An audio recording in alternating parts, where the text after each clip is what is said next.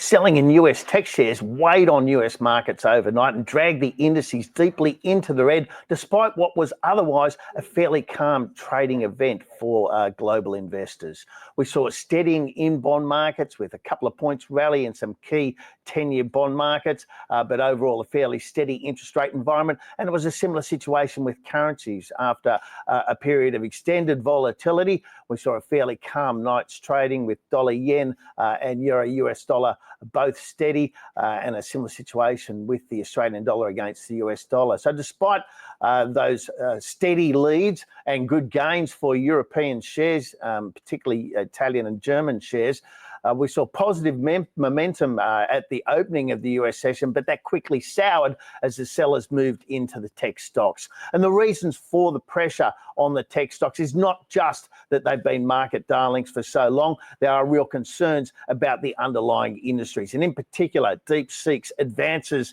in artificial intelligence are threatening a lot of the investments and the high prices paid in the US for artificial intelligence capabilities. And additionally, the announcement yesterday from a Chinese electric vehicle maker that they come up with battery technology that would allow electric vehicles to charge in just 5 minutes really rattled Tesla's share price, and the pressure there has been very substantial. Tesla halving, more than halving in its tumble from the highs that we saw after the US election. So that pressure also extended to Nvidia. Obviously, Nvidia is still at the forefront of artificial intelligence in the US, but you can see the pressure on the share price on this chart, and that makes sense in particular in light of the threats. And it appears that despite the fact we had a fairly buoyant investment environment, those particular concerns about the tech shares are continuing to weigh and look as if they could continue to do so.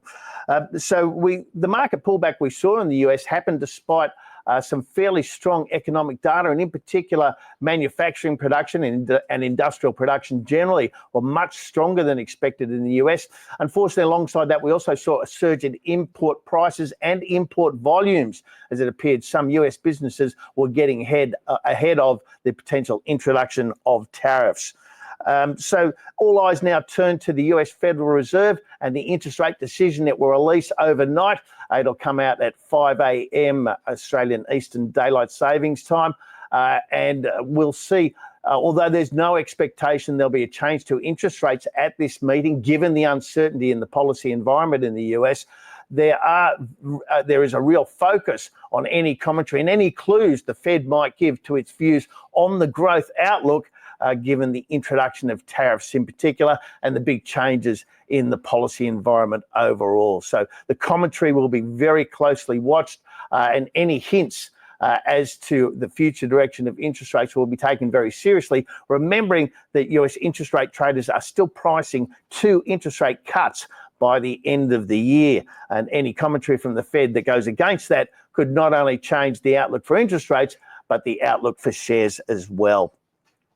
More locally, it appears that the election campaign that we're still awaiting the official announcement of is very, very imminent, with the Minister for Energy releasing a broadside against the opposition in one of Australia's national news outlets. And the focus by the Minister for Energy on attacking the opposition and his fairly tepid defence of the government's achievements in this particular area over the course of this government suggests that energy will be at the heart of the campaign. And Australian investors are taking note. Yesterday, after its half-year results, we saw a surge in New Hope shares, New Hope coal, and that positive impact on New Hope also spilled into the sector. And as you can see from the chart, a lot of coal stocks, and this is New Hope itself, are coming back from very low levels, much reduced share price levels. So that bounce that we're seeing could well be based on investor views that there is now value in that sector. And if there is potential for coal to be added back into the energy mix, either via change of government policy or a change of government, coal stocks could be in favour. And will certainly be an area of the market we'll be watching closely as the Australian election campaign unfolds.